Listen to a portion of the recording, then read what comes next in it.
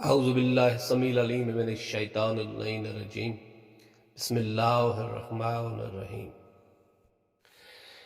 میں نے دین جناب محمد مصطفیٰ سے سیکھا ہے، شجاعت مولا علی سے مستعار لی ہے، عصمت کے آداب مخدوم عصمت سے اخذ کیے ہیں، غیرت کا درس امام حسین سے لیا ہے، مگر شرافت جو ان تمام جواہر کا جزو لازم ہے صرف اس شخص سے سیکھی ہے جس کا نام امام حسن ابن علی۔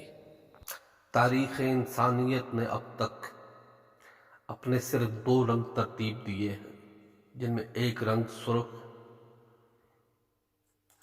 تازہ لہو کی مانند ہے اور ایک سرسبز و شاداب سدا بہار برگ گلاب کی طرح۔ اور ان دو رنگوں کی گہرائی کا اگر مطالعہ کیا جائے تو صرف دو نام ذہن میں ابھرتے ہیں، ایک حسین جس نے اپنے لہو سے تیمم کیا، اور دوسرا حسن جس کی قبا اور زہر کا رنگ ایک جیسا تھا۔ یوں کہنے دیجئے کہ انسانیت کے صرف دو فاتح ایسے ہیں جن کا کوئی نعم البدل نہیں، ایک حسن اور ایک حسین۔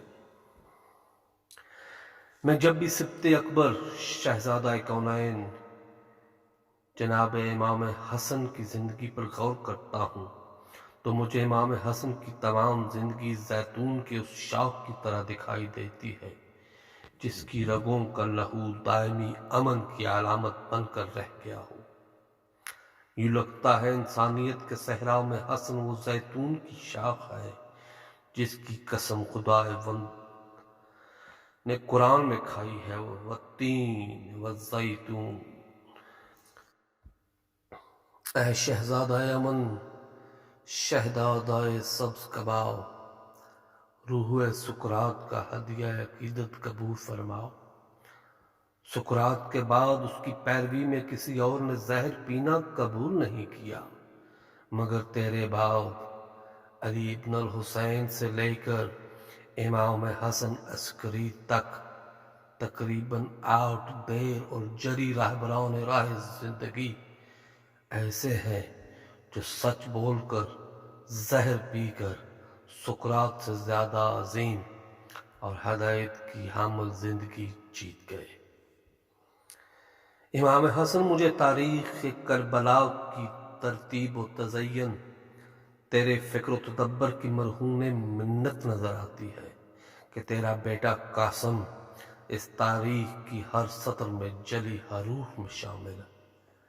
ہدیہ عقیدت بخدمت جناب امام امن امام حسن علیہ الصلوۃ والسلام۔